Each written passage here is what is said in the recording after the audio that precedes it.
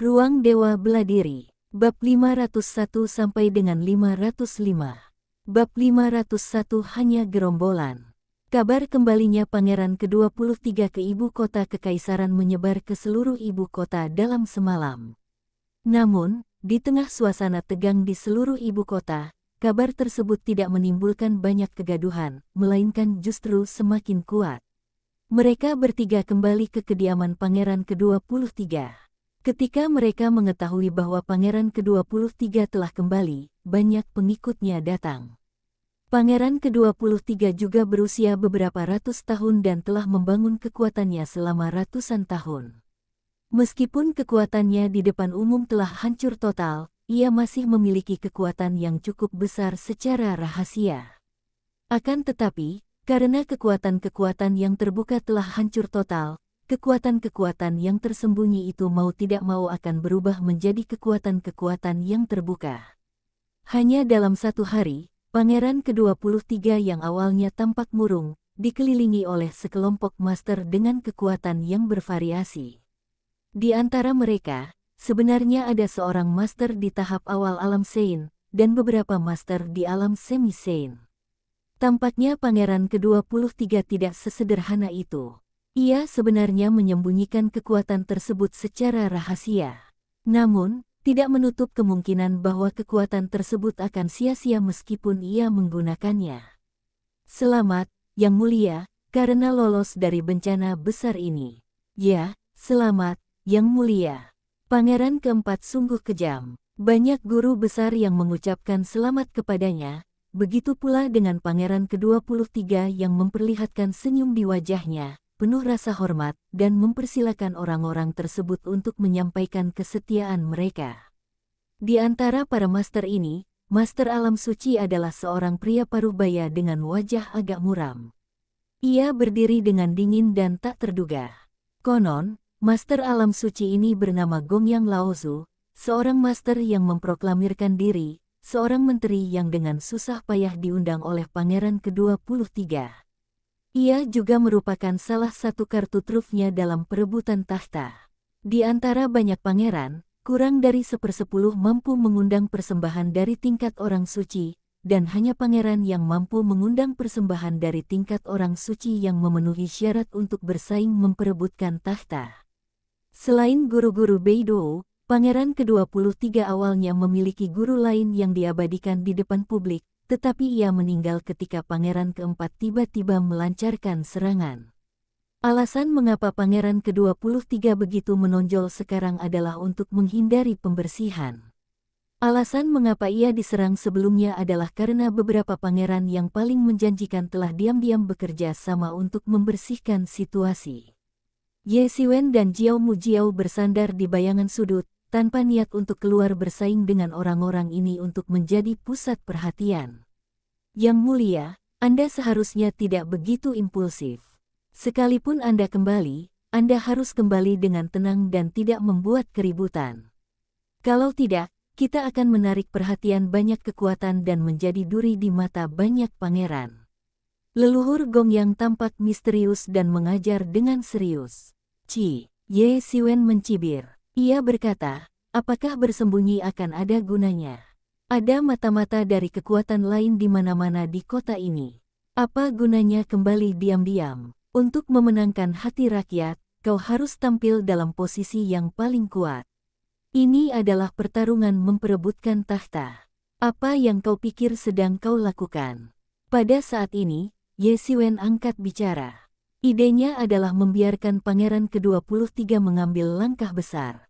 Dulu, Pangeran ke-23 bukanlah siapa-siapa. Ia bahkan bukan yang paling populer. Paling-paling, ia hanya peran pendukung. Bagaimana mungkin orang seperti itu bisa didekati oleh orang yang benar-benar berkuasa? Untuk naik tahta, seseorang harus mengikuti tren zaman. Apa tren zaman itu? Mereka yang memiliki kekuatan yang memadai adalah tren zaman, kaisar sejati. Hanya dengan menunjukkan sikap yang cukup menonjol, kita dapat menarik kekuatan-kekuatan yang menunggu dan mengamati untuk bergabung dengan kita dan memperkuat kekuatan kita sendiri. Semakin kuat kekuatan kita, semakin besar kemungkinan kita mengikuti apa yang disebut tren umum. Jam berapa sekarang? Ini bukan lagi masa ketika Kaisar Lama masih memegang kendali kuat atas kekaisaran.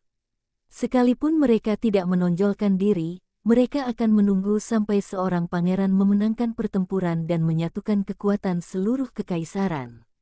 Apakah mereka masih ingin merebut tahta dengan jumlah orang yang begitu sedikit? Memang bagus untuk berpikir bahwa sementara burung snipe dan kerang bertarung, nelayan akan diuntungkan. Tetapi jika mereka bisa memikirkannya, bukankah pangeran-pangeran berkuasa lainnya bisa memikirkannya? Kasus sebelumnya, di mana pangeran ke-23 diburu dan disingkirkan, adalah bukti terbaik. Kau membahayakan Yang Mulia. Yang Mulia pasti mendengarkan desakanmu dan melakukan tindakan yang tidak pantas. Patriark Gongyang langsung menunjuk Ye Xiwen. Dia dapat merasakan bahwa pangeran ke-23 sangat menghormati Ye Xiwen dan Jiao Mujiao, yang membuatnya merasa terancam, ancaman terhadap posisinya. Tahukah Anda? Awalnya hanya ada 2 guru tingkat suci di sekitar pangeran ke-23, dan mereka harus bersaing satu sama lain. Setelah salah satu dari mereka meninggal, ketika ia mengira akan naik tahta, 2 guru misterius muncul. Kemungkinan besar akan menggoyahkan posisinya. Meskipun kedua orang ini tidak mengatakan apa-apa, Patriark Gongyang tetap sangat memusuhi mereka. Bahaya. Selama kau ingin merebut tahta, akan ada bahaya di mana-mana, kata Ye Xiwen sambil tersenyum dingin. Tidak ada tempat di dunia ini yang 100% aman. Bahkan jika kau berjalan di jalan, kau mungkin tertimpa batu. Mereka yang mencapai hal-hal besar tidak peduli dengan hal-hal sepele. Hanya dengan melangkah maju dengan berani, ada harapan. Bagaimana jika pangeran lain mengirim ahli untuk membunuh Yang Mulia? Apakah Yang Mulia bersedia bertanggung jawab? Leluhur tua Gongyang membelalakkan matanya, tampak setia kepada tuannya, dan memarahi Ye Xiwen. Kalau begitu, bunuh saja mereka semua, kata Ye Xiwen enteng. Bunuh mereka sampai tak ada yang berani merebut tahta. Tiba-tiba seluruh istana menjadi sunyi, terdengar suara jarum jatuh, dan angin sejuk bertiup. Semua orang tercengang. Mereka tidak menyangka Ye Xiwen akan mengucapkan kata-kata seperti itu. Mereka tidak percaya apa yang mereka dengar dan mengira Ye Xiwen sudah gila. Tahukah dia berapa banyak guru suci di balik para pangeran perkasa ini? Bahkan seorang pangeran yang terpuruk seperti pangeran ke-23, yang hanya bisa dikatakan sebagai peran pendukung dalam perebutan tahta, memiliki 2 penguasa alam suci yang mendukungnya. Sungguh tak terbayangkan berapa banyak penguasa alam suci yang berada di belakang para pangeran perkasa itu. Dia benar-benar berani mengatakan bahwa mereka semua terbunuh. Membunuh sampai tak seorang pun berani mengaku sebagai tuannya. Kata-kata seperti itu membuat orang-orang berpikir dia gila. Bahkan Jiao Mujiao menatap Ye Xiwen dengan heran. Dia tidak menyangka Ye Xiwen akan mengatakan kata-kata seperti itu. Dia membunuh begitu banyak orang sehingga tak seorang pun berani mengaku sebagai bosnya. Di mata orang lain, mereka mungkin menganggap Ye Xiwen gila, tetapi dia tidak. Mungkinkah Ye Xiwen orang gila? Sekalipun seluruh dunia menjadi gila, dia tidak akan gila.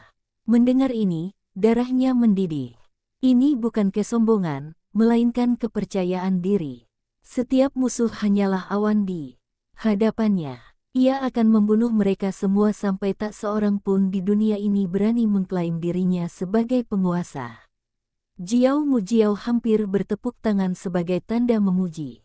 Banyak master lain, terutama beberapa semi-santo, memperhatikan mereka yang sedang bertengkar. Jelas bahwa Patriark Gongyang memiliki status yang sangat tinggi di antara mereka, tetapi Ye Xiwen ini juga tidak terlihat mudah untuk diganggu. Konon mereka juga telah menyelamatkan Yang Mulia. Sekarang setelah 2 tokoh kuat itu saling berhadapan, pasti akan ada pertunjukan yang menarik untuk ditonton. Namun, saat ini mereka semua berdiri di samping Patriark Gongyang. Meskipun hubungan mereka dengan Patriark Gongyang tidak terlalu baik pada hari kerja, secara relatif, Patriark Gongyang juga merupakan salah satu dari mereka. Kedua pria bertopeng aneh dan asal-usul yang tidak diketahui ini adalah orang luar, dan dilihat dari pakaian mereka, mereka mungkin mewakili suatu kekuatan tertentu.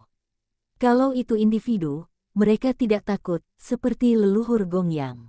Apa yang perlu ditakutkan dari satu orang? Tapi yang paling menakutkan adalah dukungan dari seluruh pasukan. Lalu banyak orang akan ditanamkan.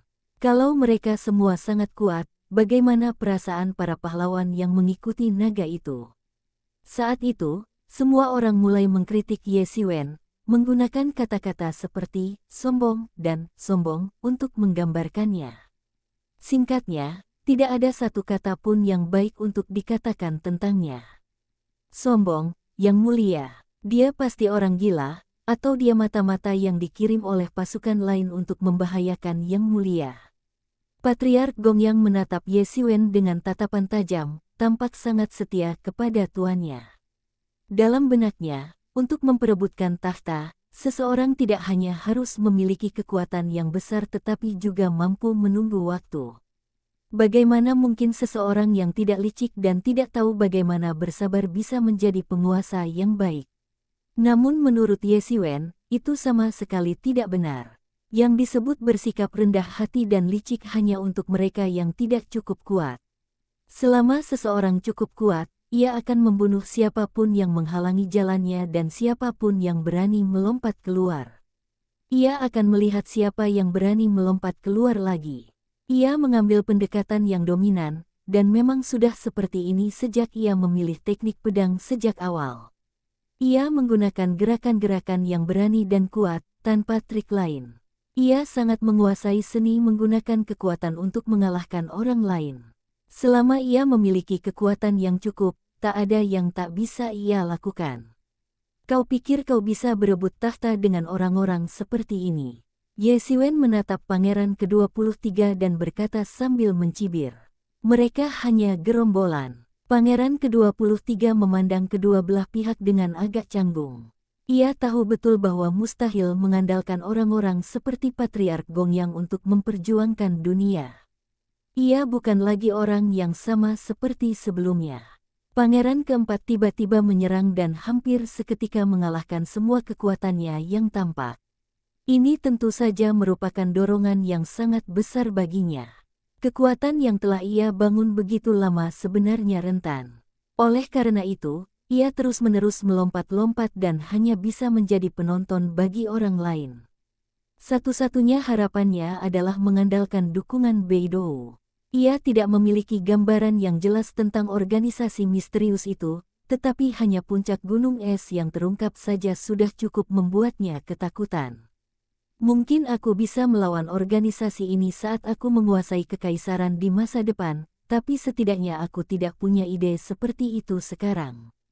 Bukan karena Patriark Gongyang dan yang lainnya terlalu lemah, tetapi dibandingkan dengan pangeran kuat lainnya, sedikit kekuatan ini tidak ada gunanya. Selain melancarkan serangan putus asa, Patriark Gongyang langsung menatap Ye Siwen dengan mata terbelalak. Lagi pula, dia adalah seorang master di alam suci, tetapi Ye Siwen justru menggambarkan mereka sebagai sekelompok orang tak berguna, dan jelas bahwa dia juga termasuk dalam kelompok mereka. Gerombolan macam apa ini? Belum pernah dia dikomentari seperti ini sebelumnya. Yang paling menyebalkan bukanlah hinaan verbal, melainkan kenyataan bahwa orang-orang mengabaikanmu begitu saja. Bab 502 mundur. Pangeran ke-23 merasa sangat malu. Di satu sisi, ia juga setuju dengan pernyataan Ye Siwen bahwa, secara relatif, orang-orang ini hanya bisa dianggap sebagai gerombolan. Namun, ia tidak bisa mengatakan itu, karena begitu ia mengatakannya, hati bawahannya akan benar-benar merinding. Wah, sombong sekali kau. Leluhur Gongyang langsung marah. Sebilah pedang besi muncul di tangannya, mengeluarkan suara berdentang. Tiba-tiba ia mengayunkan energi pedang yang dahsyat ke arah Ye Siwen, menembus kehampaan, dan menyerbu ke hadapan Ye Siwen dalam sekejap mata.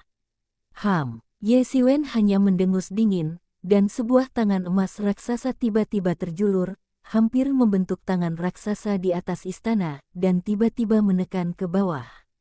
Setelah mempraktikkan tangan langit runtuh awan api hingga tingkat ini, jika Ye Xiwen mengubah pakaian dan penampilannya serta mengatakan bahwa ia berasal dari gua awan api, siapa yang berani menyangkalnya? Bahkan Jiao Mujiao yang berdiri di sana pun sedikit tercengang. Tangan langit runtuh awan api ini bahkan lebih asli daripada yang asli. Jika dia tidak tahu bahwa Ye Xiwen pasti dari Akademi Zhenwu, dia mungkin akan salah mengiranya sebagai seseorang dari gua awan api. Meski begitu, ia tetap bertanya-tanya apakah Ye Xiwen adalah agen rahasia dari gua Huoyun ke Akademi Zhenwu. Ini sungguh keterlaluan. Secara umum, seseorang akan menggigit lebih dari yang bisa dikunyah, tetapi bagi Ye Xiwen, hal itu tidak perlu dikhawatirkan. Dengan adanya ruang misterius, selama ada cukup energi spiritual, ia dapat mengunyah keterampilan unik apapun, dan tidak ada yang namanya menggigit lebih dari yang bisa dikunyah. Pedang besi itu menebas tangan Ye Xiwen, tetapi gagal mematahkannya. Malah, terdengar suara dentingan logam yang beradu. Tangan Ye Xiwen tetap tidak berubah dan terus menekan. Sebaliknya, leluhur Gongyang tiba-tiba merasakan suatu kekuatan besar menghancurkannya. Mulut harimaunya langsung terbuka, dan darah muncrat keluar. Patriark Gongyang merasa ngeri. Ia tidak menyangka tubuh fisik Ye Xiwen begitu kuat. Umumnya, mereka yang menguasai keterampilan fisik seringkali juga sangat kuat, terutama di bidang seni bela diri. Namun, secara relatif, ini masih belum umum. Meskipun memang ada orang dengan tubuh fisik yang sangat kuat, mereka yang dapat melampaui senjata suci dan instrumen magis tersebut sangatlah langka. Mereka hanya akan hancur total. Tubuh fisik dengan kekuatan rata-rata sama sekali tidak berguna melawan instrumen magis tersebut. Dan mereka yang sekuat Ye Xiwen bahkan lebih langka lagi. Banyak di antaranya yang dilakukan dengan instrumen magis seperti sarung tangan sutra jangkrik emas. Bagaimana mungkin Patriark Gongyang rela gagal? Ia segera menggunakan teknik pedang terkuatnya, teknik pedang angin dan petir. Sesaat, angin dan petir bergemuruh. Tiba-tiba, guntur yang tak terhitung jumlahnya menyambar, dan kilat yang tak terhitung jumlahnya tiba-tiba menyambar tangan besar Ye Xiwen. Tetapi petir itu tampaknya telah menyambar logam dan batu, dan tidak bergerak sama sekali. Ia hanya dapat mengeluarkan gumpalan asap hijau. Bang! Ye Xiwen langsung menghancurkan energi pedang Patriark Gongyang. Puff! Leluhur Gongyang tiba-tiba memuntahkan seteguk darah dan terpental mundur. Ye Xiwen menarik tangannya tanpa berkata sepatah kata pun. Semua orang di sekitarnya tercengang. Mereka yang mengkritik Ye Xiwen dan Patriark Gongyang tiba-tiba memucat, seolah-olah mereka telah menelan segerombolan kecoa hidup sekaligus. Ye Xiwen tidak membantah mereka, tetapi menamparkan wajah mereka, membuat mereka pusing. Ini adalah respons terbaik. Banyak orang langsung ketakutan. Cara orang ini terlalu kejam. Di antara mereka, Patriark Gongyang jelas merupakan pemimpin. Tahukah Anda, awalnya bawahan Pangeran ke-23 terbagi menjadi dua faksi, dipimpin oleh dua guru tingkat suci, yang saling menyerang. Namun, kini guru tingkat suci lainnya dan faksinya telah tereliminasi. Mereka yang tersisa adalah orang-orang netral atau bawahan Patriark Gongyang, dan mereka sangat menyadari kengerian Patriark Gongyang. Alasan orang-orang ini terlibat dalam perebutan tahta adalah agar Pangeran ke-23 dapat naik tahta suatu hari nanti, dan mereka juga dapat menggunakan sumber daya seluruh kerajaan Wei untuk berlatih. Mereka bukan dari sekte Feixing, dan para kultivator independen bernasib sangat buruk di alam Feixing, bahkan lebih buruk daripada di alam Zhenwu. Lagi pula, ada banyak kekuatan di alam Zhenwu, sementara hanya ada satu kekuatan terbesar di sekte Feixing, yaitu sekte Feixing. Wajah mereka tiba-tiba berubah menjadi hijau, takut Ye Xiwen akan menyerang mereka lagi. Orang-orang ini bahkan tidak bisa mengalahkanku. Bagaimana mereka bisa membantumu memperebutkan tahta? Ye Xiwen hanya mengatakan ini kepada Pangeran ke-23, dan dia sama sekali tidak bermaksud menganggap serius orang-orang ini. Pangeran ke-23 hanya tersenyum cerah. Ia pernah melihat kekuatan Ye Xiwen sebelumnya, dan kini ia melihatnya lagi. Kekuatannya berbeda dari sebelumnya. Sebelumnya, ia masih ketakutan, dan kini ia tidak terlihat begitu terkejut. Saudara Dao memang ahli dalam kekuatan luar biasa, kata Pangeran ke-23. Mulai sekarang, kau harus patuh pada kedua saudara ini dan mengikuti arahan mereka. Mengerti, Pangeran ke-23 memang seorang pahlawan. Ia langsung mengubah pernyataannya dan mengatakan bahwa ia seorang bujangan. Lagi pula, ia tidak punya apa-apa. Orang-orang bertelanjang kaki tidak takut pada mereka yang memakai sepatu. Selama ia tidak bisa naik tahta, semua yang dimilikinya akan kosong. Leluhur Gong yang bangkit dan hanya melirik Ye Siwen dengan kebencian, tetapi dia tidak berani menentang Pangeran ke-23. Aku tidak peduli dengan hal-hal sepele ini. Akan ada orang yang datang ketika saatnya tiba. Kau hanya perlu mendengarkan mereka. Ye Siwen melambaikan tangannya dan berkata, soal hal-hal sepele ini, para bintang, para petarung tingkat tinggi, umumnya tidak peduli. Tugas mereka biasanya bertarung dan membunuh, dan yang mereka butuhkan adalah kekuatan luar biasa. Sudahkah kau tahu tentang pangeran-pangeran lainnya? Tanya Ye Siwen. Ia tentu ingin tahu lebih banyak tentang calon lawannya. Di antara para pangeran ini, kakak tertua saya adalah yang terkuat. Karena lahir lebih awal, ia mampu memikat banyak pejabat istana sejak dini. Selain itu, ia adalah putra tertua, jadi konon ia mungkin memiliki seorang guru di puncak alam suci yang membantunya. Kata Pangeran ke-23. Dan kakak kedua saya, kakak keempat saya, kakak ketujuh saya, kakak kesembilan saya, dan seterusnya, semuanya sama. Konon mereka semua memiliki guru di puncak alam suci yang membantunya.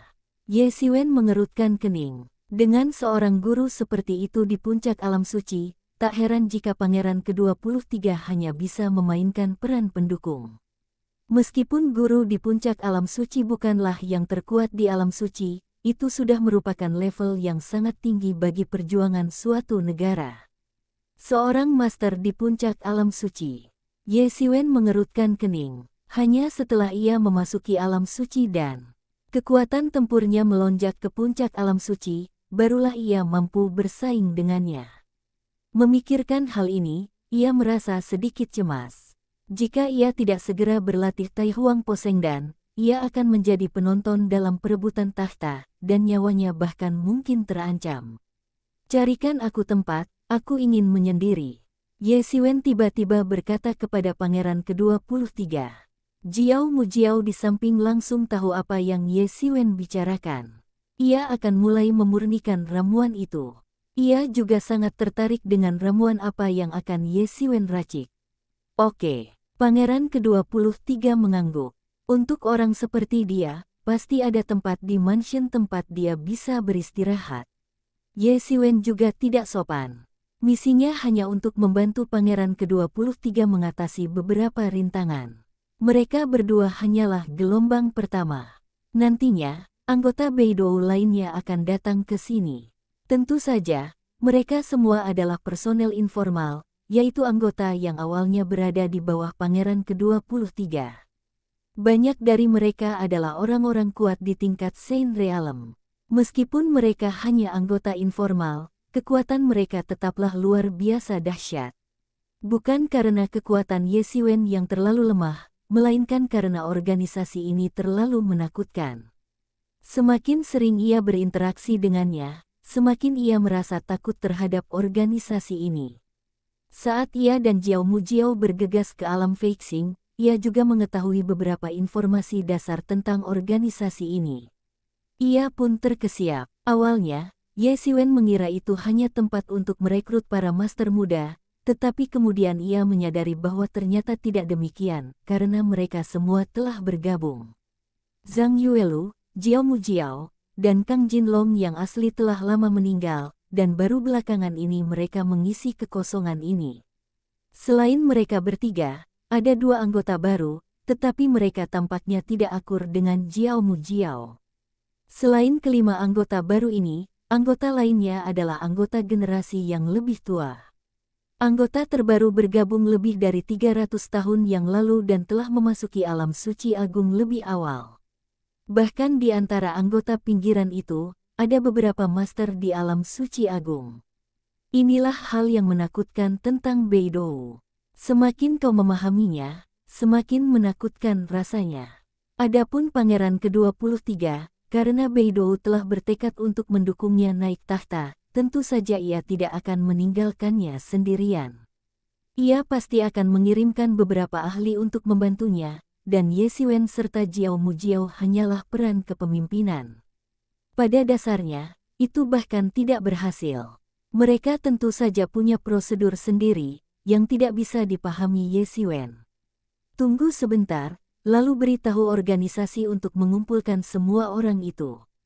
Akan agak kumuh kalau kita hanya mengandalkan kita berdua, kata Ye Xiwen sambil tersenyum sambil menatap Jiao Mujiao. Para pangeran lainnya ditemani oleh sekelompok bangsawan, tetapi pangeran ke-23 hanya ditemani oleh 2 orang, yang tampak agak lusuh. Apa yang disebut kemegahan terkadang sangat penting. Baiklah, tidak masalah, serahkan saja padaku. Jiao Mujiao mengangguk. Ia mengenakan topeng, jadi ekspresinya tak terlihat. Ye Xiwen mengikuti pangeran ke-23 ke ruang bawah tanah. Setelah memasang lapisan-lapisan susunan sihir, Ye Xiwen duduk bersila di atas bantal di tanah dan mengeluarkan tungku alkimia besar dari cermin Tianyuan.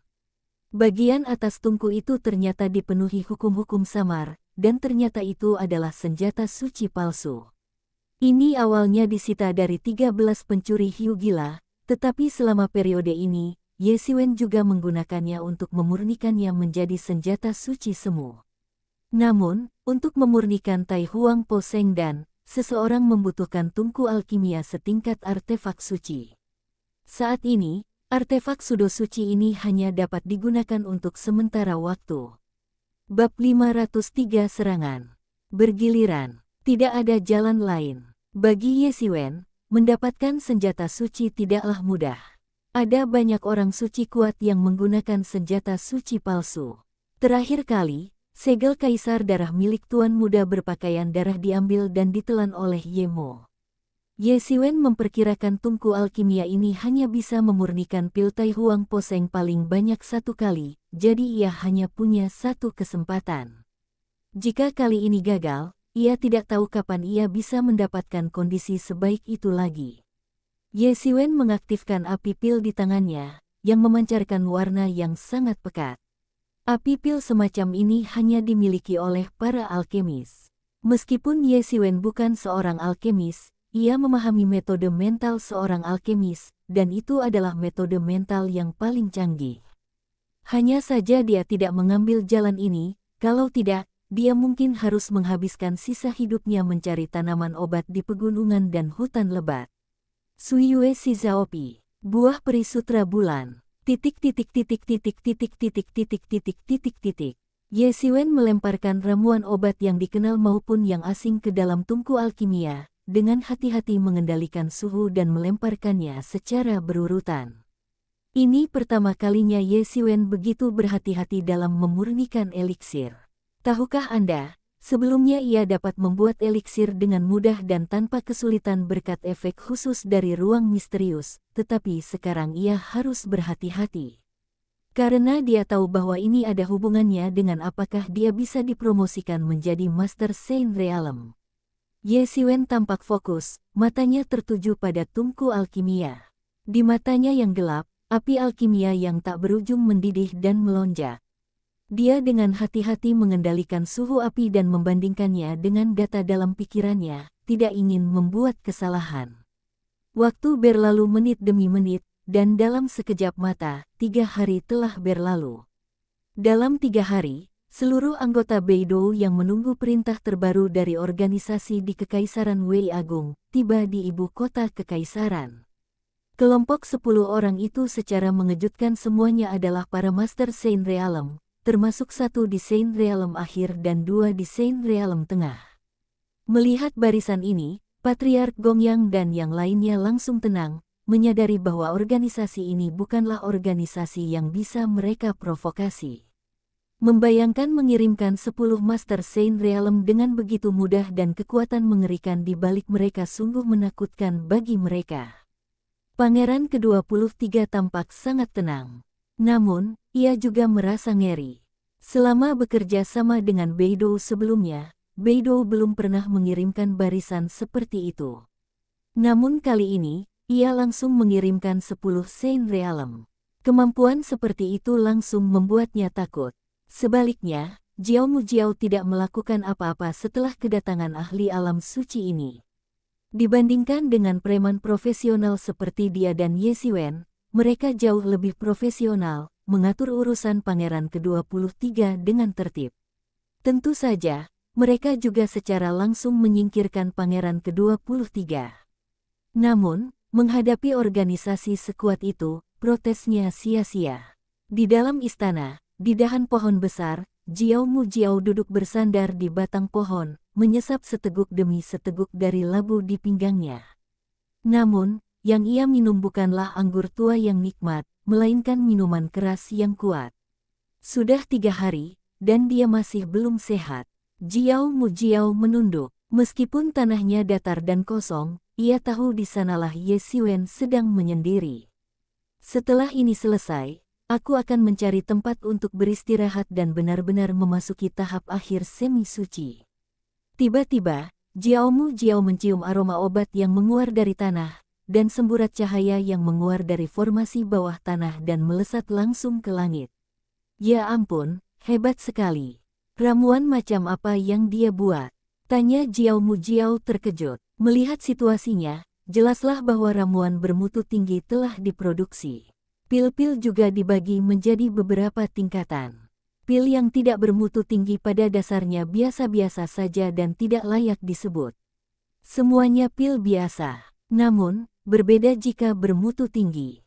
Setiap pil yang muncul ke dunia sudah cukup untuk menarik perhatian banyak master.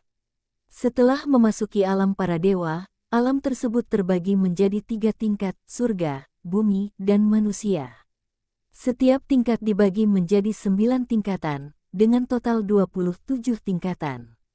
Di atasnya terdapat apa yang disebut pil dewa, yang hanyalah benda-benda legendaris dan belum pernah dilihat oleh siapapun. Konon, pil dewa dapat membuka kecerdasan spiritual mereka sejak lahir.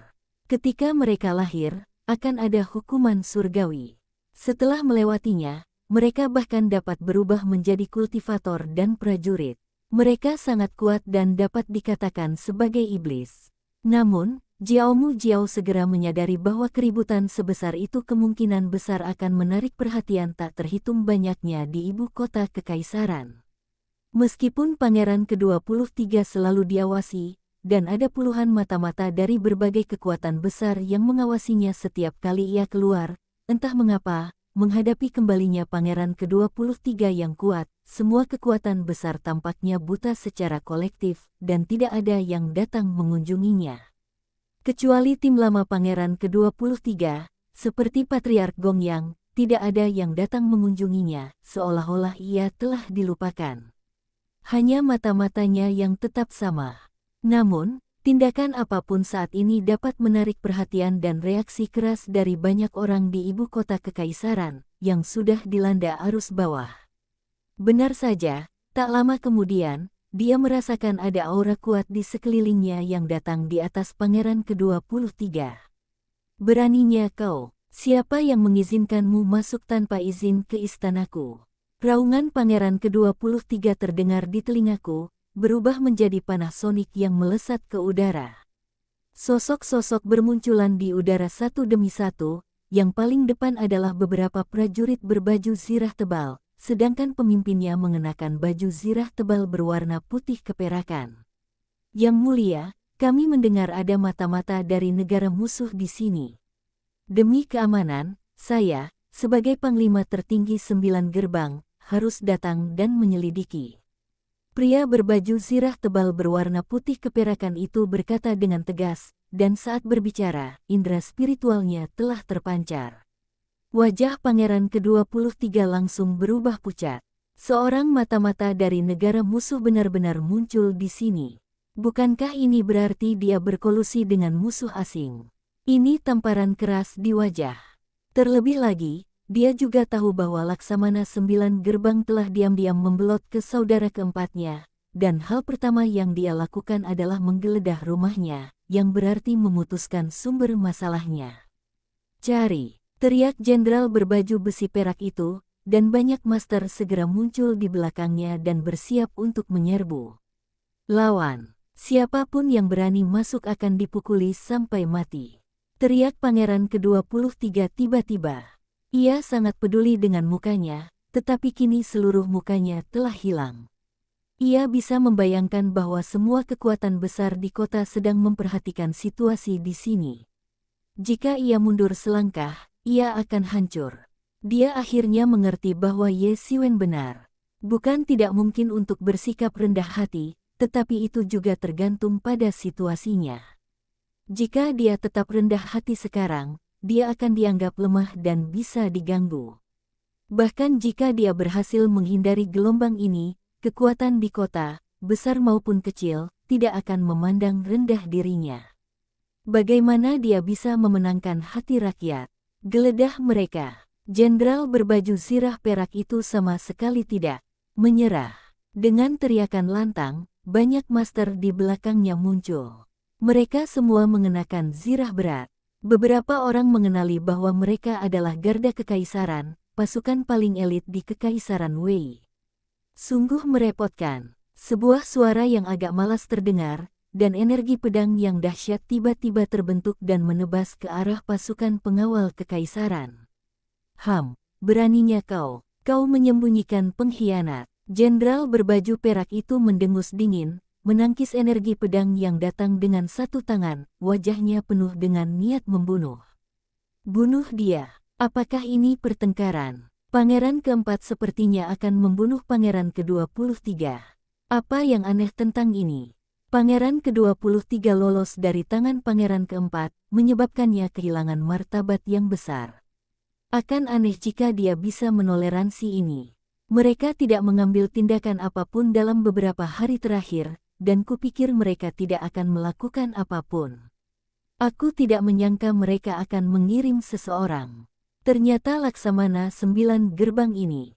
Sebelumnya, Laksamana 9 gerbang ini selalu bersikap rendah hati dan tidak terlibat dalam perselisihan para pangeran. Dia tampak sangat netral. Aku tidak menyangka dia diam-diam bersekutu dengan pangeran keempat. Dia benar-benar bersembunyi dengan baik. Hei, apa kalian semua melihat kilatan cahaya tadi? Mungkin saja ada ramuan bermutu tinggi yang dimurnikan di istana pangeran ke-23. Mungkin inilah alasan pangeran keempat tiba-tiba bertindak. Aku tidak menyangka pangeran ke-23 akan kembali. Ini seperti kembalinya sang raja sepenuhnya. Ternyata ada beberapa aura tingkat Sein di istananya. Dia mungkin didukung oleh suatu organisasi. Ledakan. Jiao Mujiao dan jenderal berbaju perak tiba-tiba bertabrakan. Kedua master di tahap tengah alam suci tiba-tiba melesat dengan momentum yang tak terbayangkan, dan hembusan angin tiba-tiba berhembus melintasi langit. Aura dahsyat menyembur dari tubuh Jiao Mujiao, menekan segala arah. Kekuatan dahsyat tahap tengah alam suci tiba-tiba terpancar. Ruang itu hancur dan terdistorsi oleh auranya. Rasanya ia bisa menghancurkan dunia dengan setiap gerakannya. Dua penguasa di tahap tengah alam suci tiba-tiba bertabrakan, dan para penjaga mengabaikan kedua orang yang sedang bertarung itu dan langsung menyerbu masuk ke istana. Target mereka jelas adalah pangeran ke-23, dan mereka ingin memanfaatkan kekacauan ini untuk menghabisi pangeran ke-23 sekaligus. Teriakan sedingin es terdengar, dan sebuah tangan besar tiba-tiba terjulur dan menangkap para penjaga kekaisaran itu hidup-hidup. Meskipun ada beberapa master di tahap awal alam suci di antara para penjaga kekaisaran itu, mereka bukanlah tandingan tangan besar ini dan langsung hancur berkeping-keping menjadi kabut berdarah. Bersamaan dengan teriakan dingin ini, seorang lelaki tua berjubah putih bulan perlahan berjalan keluar dan datang ke sisi pangeran ke-23. Itu adalah penguasa alam suci terakhir yang dikirim oleh Beidou. Meskipun para penjaga kekaisaran itu juga merupakan penguasa langka, bagaimana mungkin mereka bisa menjadi lawan dari penguasa alam suci terakhir ini? Ledakan. Jiao Mujiao dan komandan pengawal kekaisaran bertempur hingga mencapai ketinggian tertentu, menciptakan celah dalam lingkaran sihir di atas seluruh ibu kota kekaisaran, dan langsung melesat ke langit, yang segera melampaui jangkauan pandangan mata telanjang. Kakak ke-23, sepertinya kau benar-benar pantang menyerah. Kau bahkan berani membunuh para pengawal istana. Kau benar-benar berani. Saat itu, sebuah suara dingin dengan sedikit aura jahat terdengar. Sesosok muncul di udara, mengenakan jubah kekaisaran seorang pangeran. Wajahnya tampan dan agak mirip dengan pangeran ke-23, tetapi wajahnya pucat, memancarkan aura menyeramkan. Bab 504 Yesiwen, Master Alkimia. Pangeran keempat, seru pangeran ke-23, mengungkapkan identitas orang di depannya.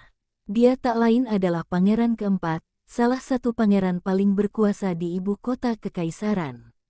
Pangeran keempat melirik pangeran ke-23 dengan sinis, lalu berkata, "Kakak ke-23, aku juga dalam situasi sulit melihatmu bertindak seperti ini. Kau tahu apa yang akan terjadi jika kau melawan garda kekaisaran? Bahkan ayah pun tak bisa menyelamatkanmu. Demi menjaga martabat hukum kekaisaran Wei Agungku, pergilah kau ke neraka." Ketika pangeran keempat berkata bahwa pangeran ke-23 harus mati, senyum sinis masih tersungging di wajahnya, seolah menunjukkan betapa adilnya dia, tetapi itu hanya memberi ilusi senyum sinis. "Saudara keempat, jangan pergi terlalu jauh." Ada sedikit ketakutan di mata pangeran ke-23. Ia sudah tidak lagi memiliki perasaan baik terhadap saudara keempat yang baik ini. Semua orang tahu bahwa garda kekaisaran hanyalah alasan. Perlu Anda ketahui bahwa meskipun garda kekaisaran sangat kuat dan tak seorang pun berani melawan mereka, itu karena keagungan kekuatan kekaisaran.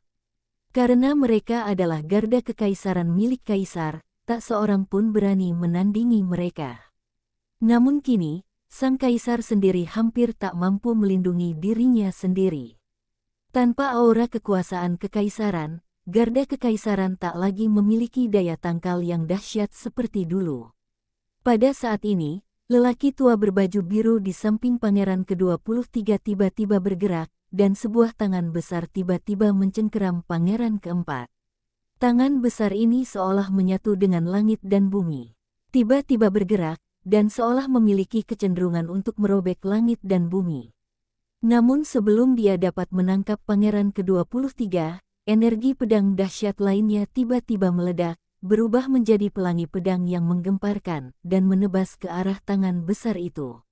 Ledakan. Seluruh tangan besar itu terpotong-potong dalam sekejap, dan cahaya pedang yang menakjubkan tiba-tiba menebas tangan besar yang berubah menjadi gas dan mengenai lelaki tua berpakaian hijau itu.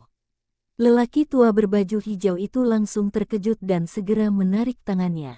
Seluruh lengannya hampir terpotong oleh pelangi pedang yang dahsyat itu. Namun, meskipun ia mundur lebih awal, energi pedang itu masih meninggalkan luka yang besar dan mengerikan di lengannya, dan darah mengucur deras.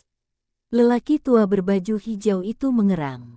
Ia menengadah ke langit dan melihat seorang prajurit pendek, tingginya kurang dari 1,4 meter, perlahan muncul dari kehampaan. Pedang yang dipegangnya lebih tinggi darinya, tampak agak lucu.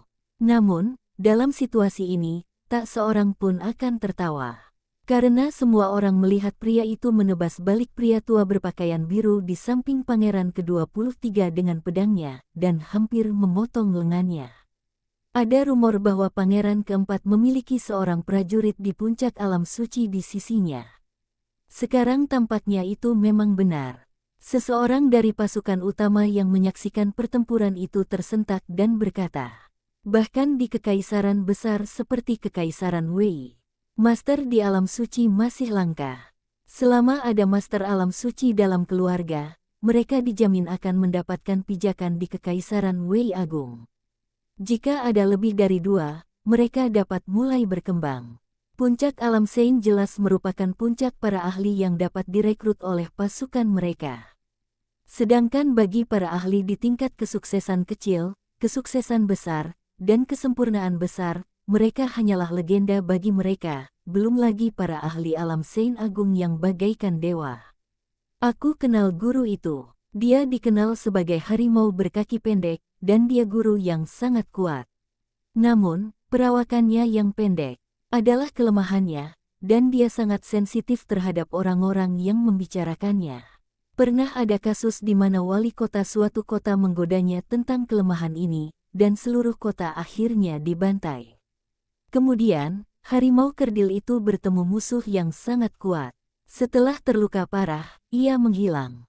Semua orang mengira ia sudah mati, tetapi tanpa diduga, ia membelot ke pangeran keempat. Sekarang pangeran ke-23 sudah tamat. Kemunculan tuan seperti itu sungguh masalah besar. Boom! Aura tegas membubung ke langit dari halaman belakang istana pangeran ke-23, dan aroma obat langsung menyebar. Semua orang terkejut, termasuk para petinggi dari berbagai pasukan di kota Wei yang menyaksikan pertempuran. Mereka semua mengerti bahwa kebencian antara pangeran keempat dan pangeran ke-23 sudah lama berseteru. Sebelumnya, pangeran ke-23 diburu oleh pangeran keempat dan hampir kehilangan nyawanya. Namun, pangeran keempat bertahan selama 3 hari dan tiba-tiba meledak hari ini. Hal ini berkaitan dengan aroma obat yang tiba-tiba muncul dan cahaya yang berharga. Mungkin suatu ramuan berkualitas tinggi telah lahir. Perlu diketahui bahwa setelah berkultivasi ke alam suci, seseorang disebut transendental dan suci. Sejak saat itu, mereka berbeda dari orang biasa. Ramuan biasa sama sekali tidak berguna dan tidak dapat bekerja pada tubuh suci mereka. Hanya ramuan yang telah mencapai tingkat tertentu yang dapat digunakan untuk memurnikan ramuan yang berguna bagi mereka. Dan ramuan tersebut merupakan harta karun bagi kerajaan manapun, dan merekalah yang disebut sebagai ahli alkimia. Dia menyadari bahwa mungkin ada seorang ahli alkimia di samping pangeran ke-23, jadi dia tiba-tiba mengambil tindakan. Namun, mereka mungkin tidak pernah menyangka bahwa Ye Xiwen sama sekali bukan seorang ahli alkimia. Umumnya, untuk mencapai tingkat tersebut, seorang alkemis harus mampu membuat setidaknya puluhan jenis eliksir tingkat rendah. Kebanyakan orang harus mampu membuat eliksir tingkat rendah untuk disebut sebagai ahli alkimia. Meskipun Ye Xiwen memiliki banyak resep pil, ia sebenarnya hanya bisa membuat sedikit. Satu-satunya pil berkualitas rendah yang bisa ia buat adalah pil Tai Huang Poseng, dan ia hanya mempelajarinya untuk sementara. Mereka hanya terlalu percaya bahwa ia seorang alkemis ulung. Dengan kata lain, Ye Xiwen hanya dapat melakukan hal-hal dengan ruang misterius ini. Tanpa ruang khusus ini, Ye Xiwen tidak akan pernah bisa melakukannya. Ini seperti jika Anda ingin pergi dari kelas 1 sekolah dasar ke sekolah menengah pertama, Anda harus belajar serba bisa, termasuk bahasa Mandarin, bahasa Inggris, matematika, tetapi Ye Xiwen bias dalam mata pelajaran tertentu, dan ia melompati kelas dan mulai belajar matematika sekolah menengah pertama secara langsung. Ia bahkan tidak mempelajari semua matematika sekolah dasar, dan ia bahkan tidak belajar bahasa Mandarin. Ia bahkan tidak bisa mengenali karakternya, tetapi ia dapat memecahkan pertanyaan sekolah menengah pertama. Ye Xiwen tidak perlu mengerti mengapa ia harus melakukan ini untuk mendapatkan jawaban yang benar. Ia hanya perlu memecahkan masalah sesuai dengan metode terbaik yang dianalisis oleh ruang misterius dalam pikirannya, dan ia bisa mendapatkan jawaban yang benar. Inilah fungsi ruang misterius di benak Ye Xiwen. Namun, tidak ada yang tahu hal ini dan mereka semua mengira pangeran ke-23 telah mengundang seorang ahli alkimia. Bahkan pangeran ke-23 pun tak terkecuali dan langsung sangat gembira. Seorang ahli alkimia bisa diperlakukan sebagai tamu, bahkan di sebuah kekaisaran. Itulah sebabnya pangeran keempat sangat ingin melancarkan serangan, bertekad untuk menangkap ahli alkimia ini sebelum pasukan lain. Saudara ke-23, aku tak menyangka kau diam-diam mengundang seorang ahli alkimia, kata pangeran keempat dengan sinis, melirik pangeran ke-23. Sepertinya kau sedang menyempurnakan sesuatu yang luar biasa, tapi sekarang semua ini milikku. Saat itu, ia ingin sekali tertawa terbahak-bahak. Sungguh, itu adalah pertolongan Tuhan baginya. Di momen kritis perebutan takhta ini, ia berhasil mendapatkan seorang alkemis ulung. Dengan bergabungnya seorang alkemis ulung, daya tarik kekuatannya tiba-tiba meningkat pesat. Banyak pasukan yang menunggu akan memilih untuk bergabung dengannya, bahkan demi seorang alkemis ulung. Jangan coba-coba, kata Pangeran ke-23 sambil menggertakkan gigi. Ia menyadari bahwa Ye Xiwen mungkin menjadi kunci kembalinya dia kali ini, sebuah perubahan haluan yang nyata. Bergabungnya seorang alkemis ulung adalah hal yang sangat menarik untuk dipikirkan. Hanya ada satu ahli alkimia di seluruh kerajaan Wei, dan beliau wafat lebih dari 100 tahun yang lalu. Bayangkan betapa sedikitnya ahli alkimia di dunia ini. Hanya alkemis yang mampu memurnikan eliksir berkualitas tinggi yang dapat disebut ahli alkimia. Di ruang rahasia bawah tanah, Ye Xiwen menyingkirkan kabut putih aroma obat yang memenuhi seluruh ruang bawah tanah. Seluruh tungku alkimia telah hancur berkeping-keping. Hanya di dasar tungku, sebuah pil emas tergeletak diam di atasnya, dipenuhi aroma obat yang mematikan. Akhirnya berhasil. Ekspresi terkejut muncul di wajah Ye Xiwen. Ia hampir mempertaruhkan segalanya untuk menyempurnakan pil Tai Huang Poseng, karena ia hanya memiliki satu batch bahan ini. Jika satu batch bahan ini dikonversi menjadi pil Ling Yuan, harganya setidaknya akan mencapai lebih dari 50 juta pil Ling Yuan. Bahkan seorang ahli Saint Realm pun akan ketakutan setengah mati mendengar harga ini. Bahkan seorang ahli Saint Realm rata-rata di puncak kekuatannya pun tidak akan mampu membelinya, bahkan jika ia menghabiskan semua uangnya. Sekalipun orang-orang dari Balai Penegakan Hukum tidak ikut campur sebelumnya, kekayaan di tangan Ye Xiwen tidak akan cukup untuk ditukar. Butuh waktu untuk mengumpulkannya. Untungnya, Beidou telah mengirimkan semua bahan obat kepadanya sebelumnya kali ini, kalau tidak, ia benar-benar tidak tahu harus berbuat apa. Namun, ia bahkan tidak berkedip ketika menghabiskan 50 juta pil Ling Yuan sekaligus.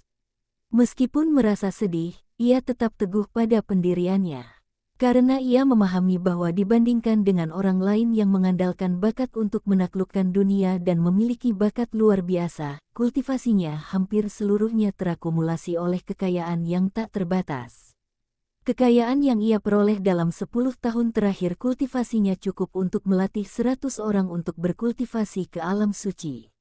Dengan landasan yang mendukungnya, meskipun ia baru berlatih sebentar, ia tetap sangat berwibawa di kalangan generasi muda. Kekuatan adalah hal yang paling ia hargai. Harta karun alami apapun akan sia-sia jika tidak dapat diubah menjadi kekuatan.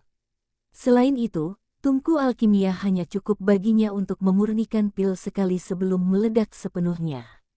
Tidak heran jika hanya ada sedikit ahli alkimia. Untuk menjadi ahli alkimia, seseorang harus memurnikan pil berkualitas tinggi, dan untuk memurnikan pil berkualitas tinggi, seseorang harus memiliki tungku alkimia setingkat artefak suci. Namun, artefak suci jelas langka, apalagi tungku alkimia. Banyak orang terjebak di sini. Untungnya, meskipun mempertaruhkan segalanya, ia berhasil dan hatinya yang semula cemas akhirnya tenang. Ye Xiwen tidak tahu bahwa dunia luar sedang kacau karena Tai Huang Poseng dan yang dimurnikannya, tetapi dia merasakan aura kuat dari alam suci melayang di atas kepalanya, mencoba mencari tahu apa yang sedang terjadi dan menerobos lingkaran sihir yang telah dia buat. Tiba-tiba, aku merasakan krisis dan dengan cepat mengambil pil Tai Huang Poseng emas dan menelannya. Bab 505 Kesengsaraan Tanah Suci yang Mengerikan. Ledakan. Ledakan. Istana Pangeran ke-23 telah sepenuhnya berubah menjadi medan perang. Istana yang dibangun dengan material yang diperkuat tidak mampu menahan serangan bertubi-tubi dari banyak semisanto, master legendaris, dan master lainnya, sehingga hancur berkeping-keping. Bahkan seluruh blok di sekitarnya hancur. Jika bukan karena kendali yang disengaja dari semua orang, bahkan ibu kota kekaisaran pun tidak akan cukup untuk mereka hadapi. Pria tua berbaju hijau di samping Pangeran ke-23 itu terengah-engah terus-menerus. Hampir tak ada secuil daging utuh di tubuhnya. Energi pedang hampir terlihat mengalir di sekujur tubuhnya. Ia terluka. Sebagai seorang master di alam suci akhir, ia hampir tak mampu melawan balik saat menghadapi harimau kerdil itu. Meskipun hanya berbeda satu level, harimau kerdil itu tak mampu melawan balik sang master di puncak alam suci. Rasanya seperti bermain kucing-kucingan, dan harimau itu selalu bermain dengan tikus sebelum melahapnya. Pangeran ke-23 di sampingnya juga tidak jauh lebih baik. Ia tidak melawan harimau kerdil itu, tetapi ada banyak master di sekitar pangeran keempat. Para master tingkat suci itu dihentikan oleh para master tingkat suci Beidou, tetapi para setengah suci itu tetap membunuhnya dan mengalahkannya. Tak jauh dari sana, pangeran keempat sedang menonton drama. Ia menatap pemandangan di depannya dan berkata seolah sudah muak, bunuh mereka semua. Aku ingin melihat tuan mana yang diundang kembali oleh saudaraku yang ke-23. Ia tak berani mengabaikan para ahli alkimia. Meskipun tidak semua ahli alkimia adalah ahli di alam suci, mereka adalah kelompok orang yang paling menakutkan karena mereka telah memurnikan ramuan yang tak terhitung jumlahnya, yang mungkin bermanfaat bagi banyak orang, dan tidak ada jaminan bahwa mungkin tidak ada ahli di antara mereka. Mungkin dia master alkimia yang rendah hati. Dia mungkin tampak tidak penting di waktu biasa, tetapi begitu kau menyinggungnya, dia mungkin tiba-tiba memanggil sekelompok master tingkat suci untuk menghajarmu sampai mati. Tiba-tiba, aura megah tiba-tiba muncul di halaman belakang istana, dan terus naik sedikit demi sedikit. Seseorang akan menerobos. Semua orang tercengang. Mereka tidak menyangka akan ada yang menerobos di momen krusial ini. Kemungkinan besar itu adalah kesengsaraan alam suci. Ada banyak master alam suci di sini. Bahkan pangeran keempat, seorang master alam suci, tidak asing dengan kesengsaraan alam suci dan langsung bereaksi. Pada saat ini, akan ada terobosan di antara cadangan, yaitu calon master dan dao. Seorang yang ahli dalam alkimia belum tentu menguasai alam suci, namun jika ia menguasai dasar-dasar alkimia di alam suci, maka nilainya akan berlipat ganda. Bahkan lebih berharga, karena menjadi master di alam suci adalah awal dari transendensi. Umur harapan hidup tiba-tiba meningkat menjadi 2000 tahun, dan hasilnya benar-benar berbeda. Pangeran keempat langsung menjadi semakin bersemangat. Dengan bantuan seorang Saint yang kuat dan seorang ahli alkimia, kekuatannya akan meningkat pesat, dan itu juga akan sangat bermanfaat bagi kekaisaran Wei di masa depan. Bukan hanya pangeran keempat yang memikirkan hal ini, tetapi para pangeran lainnya juga. Seketika, banyak pasukan pangeran yang berencana menjadi penonton juga menjadi gelisah. Banyak orang bertanya-tanya apakah mereka harus mendapatkan ahli alkimia itu sebelum pangeran keempat. Tak satu pun dari mereka mengira pangeran ke-23 bisa membalikkan keadaan. Setelah pangeran keempat bertindak, dan bahkan mengeluarkan seorang ahli Saint Realm puncak, pangeran ke-23 sudah dijatuhi hukuman mati di mata. Orang-orang itu, awan gelap dengan naga guntur yang menyambar di langit hampir seketika menutupi seluruh langit di atas ibu kota kekaisaran. Hampir seketika, seluruh ibu kota kekaisaran terkejut. Ada banyak Master Saint Realm di ibu kota kekaisaran, tetapi masih sangat jarang seseorang yang berani menjalani kesengsaraan di ibu kota kekaisaran. Pada saat ini, kekuatan surgawi yang luar biasa hampir membuat sebagian besar rakyat jelata di kota itu berlutut. Alam suci, yaitu para santo, tidak lagi setara dengan orang biasa dan membawa pencegah yang kuat. Untungnya, susunan sihir di ibu kota kekaisaran segera diaktifkan oleh kesengsaraan surgawi, menghalangi tekanan, jika tidak seluruh kota akan runtuh. Tekanan dari langit menjadi semakin berat, dan secara bertahap bahkan pangeran keempat dan penguasa alam suci lainnya merasakan tekanan yang kuat, dan tekanan yang mengerikan mengalir ke dalam hati mereka. Saya langsung bingung kenapa ada tekanan yang begitu mengerikan. Tahukah Anda, orang-orang ini semua telah melewati masa kesengsaraan Saint Realm dan sudah menjadi penguasa Saint Realm. Bagaimana mungkin mereka masih merasakan tekanan sebesar itu karena masa kesengsaraan Saint Realm? Namun, mereka tidak terlalu memikirkannya. Lagi pula, mereka belum pernah melihat sendiri bagaimana seorang ahli alkimia mengatasi kesengsaraan di alam suci. Krek, suara guntur dan kilat yang dahsyat menyambar langit. Seorang manusia petir yang tingginya lebih dari 2 meter dan penampilannya tak terlihat jelas muncul di antara awan. Ia mengenakan pakaian tempur dan memegang tombak besi. Tekanan kuat dari alam suci menyapu. Semua orang tercengang. Apa yang terjadi? Bencana alien. Sebuah kata tiba-tiba muncul di benak mereka. Sebuah kata yang, menurut mereka, hanya ada dalam legenda. Mungkin itu adalah bencana surgawi alien yang hanya bisa menimpa para jenius dan anak ajaib teratas di sekte Feixing. Sekarang muncul di depan mereka. Mungkinkah kesengsaraan surgawi yang dialami semua master alkimia begitu istimewa? Dan ini bukan sekedar bencana alien biasa, tapi bencana berbentuk manusia yang paling mengerikan di antara semua bencana alien. Melihat kesengsaraan surgawi semacam ini, tubuh mereka gemetar hebat, dan hawa dingin menjalar dari telapak kaki hingga kepala. Jika kesengsaraan alam suci mereka adalah kesengsaraan surgawi berbentuk manusia seperti ini, mereka mungkin akan ditampar sampai mati hanya dengan satu tamparan. Belum lagi saat itu, bahkan hingga kini, tak seorang pun berani berkata mampu mengalahkan manusia petir yang memancarkan tekanan bak orang suci ini. Yang membuat mereka semakin ketakutan adalah manusia petir itu bukan satu-satunya yang muncul. Di belakangnya, banyak prajurit manusia petir muncul, satu persatu, dalam barisan dan kolom. Mereka semua mengenakan seragam tempur dan memegang tombak besi. Mereka luar biasa dan perkasa. Kekuatan alam suci merobek langit dan angkasa berguncang. Bahkan banyak sekali pasukan kavaleri petir yang bercampur baur di dalamnya, dengan orang-orang dan kuda-kuda meringkik di belakang kelompok itu, kuku kuda-kuda mereka menginjak-injak kekosongan, meninggalkan retakan, dan suara getaran menyebar seperti tabuhan drum. Melihat pasukan yang begitu mengerikan, ratusan orang muncul di langit, semua orang ketakutan. Pemandangan ini seolah-olah istana surgawi mengirim prajurit untuk membunuh monster-monster yang sedang menghancurkan dunia. Ada catatan serupa dalam banyak legenda. Meskipun manusia petir ini bukan makhluk hidup, niat membunuh yang dingin yang mereka pancarkan lebih mengerikan daripada makhluk hidup. Apa yang terjadi? Kenapa aku merasa seperti kembali ke era mitologi, era ketika pengadilan surgawi menguasai segalanya?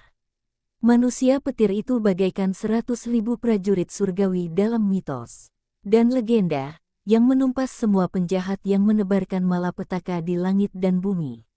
Ya, pasukan Saint Realm seperti itu cukup untuk menghancurkan seluruh negara, tapi itu hanya kesengsaraan Saint Realm milik satu orang.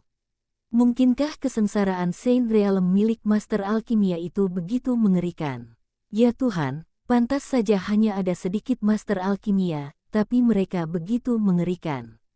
Semua orang terkejut. Satu saja manusia petir ini yang muncul di alam suci mereka pasti akan menjadi bencana besar, apalagi jika jumlahnya banyak, bencana yang cukup untuk membuat orang ketakutan setengah mati. Tepat saat semua orang mendiskusikan hal ini, pasukan suci bergerak, menyerbu dengan langkah-langkah yang menggelegar. Teriakan pembunuhan mengguncang langit, dan aura pembunuh ada di mana-mana. Seluruh dunia mendidih dan bergetar dalam aura pembunuh yang mengerikan ini. Seketika, semua penguasa di dekat istana Pangeran ke-23 mundur dengan tergesa-gesa dan tidak berani mendekat. Jika mereka mendekat dan memprovokasi bencana surgawi, dan disalahartikan oleh bencana surgawi sebagai penolong orang yang sedang mengalami bencana, mereka akan mati dengan penyesalan. Kalau pasukan ini hanya terpecah menjadi beberapa tim kecil, mereka bisa dikalahkan dan melarikan diri dengan panik. Mata semua orang di kota tertuju ke istana Pangeran ke-23, ingin melihat orang seperti apa yang bisa selamat dari kesengsaraan surgawi yang begitu mengerikan. Akan tetapi, saat menghadapi pasukan yang begitu menakutkan, sesosok manusia melompat keluar dari pasukan itu dan langsung menyerbu pasukan Tanah Suci. Melihat pemandangan yang begitu dilebih-lebihkan, semua orang tercengang. Dari mana datangnya orang sekuat ini? Menghadapi bencana alam suci yang begitu mengerikan, ia tidak menghindar, melainkan berani menerjang maju. Namun, beberapa orang menganggap ini normal. Jika orang biasa menghadapi bencana alam suci yang begitu mengerikan, mungkinkah ia akan menghadapinya? Bahkan jika orang biasa ingin menyebabkannya, hal itu mustahil dilakukan. Semakin mengerikan bencana alam, semakin mengerikan pula orang tersebut akan terlihat. Namun, mereka tidak dapat melihat dengan jelas sosok pria itu, hanya sosok kurus berjubah putih bulan dan bertopeng naga emas. Boom! Momentum tak terbatas di sekitar Ye Xiwen langsung meluas dan berubah menjadi ruang hampa kosmik. Ia berdiri di pusat alam semesta, dan pasukan dewa melangkah di kehampaan, membawa momentum tak terbatas, bagaikan barisan pegunungan yang tak berujung, jatuh dari langit. Hampir dalam sekejap, ia telah menyerbu pasukan dewa dan tiba-tiba melancarkan serangan. Energi spiritual yang tak terbatas diserap dan dipadatkan menjadi sebuah bintang besar, yang meledak dengan cahaya tak terbatas dan merobek langit. Itu adalah sebuah bintang, dan cahayanya yang menyilaukan membuat mata sulit untuk dibuka. Ledakan, seolah-olah dua kekuatan yang tak tertandingi dan menakutkan bertabrakan. Retakan padat muncul di kehampaan, seperti jaring laba-laba, pecah ke segala arah, dan jejak kekacauan bocor keluar darinya, yang sangat mengerikan. Hula, kedua kekuatan itu tiba-tiba bertabrakan dan saling menghancurkan. Gelombang energi yang sangat dahsyat menyapu dari titik pusat ke segala arah, membentuk hembusan angin yang sangat dahsyat dan berhamburan. Bahkan seorang ahli jalan sejati pun akan hancur berkeping-keping oleh kekuatan ini jika ia tidak melindungi dirinya sendiri. Beberapa prajurit petir alam suci yang memimpin serangan terkoyak oleh kekuatan mengerikan ini dan berubah menjadi bola-bola energi petir, yang kemudian dikumpulkan ke dalam cermin Tianyuan oleh suatu kekuatan. Cermin Tianyuan di tubuh Ye Xiwen juga memancarkan semburan cahaya darah setelah menyerap bola-bola energi ini.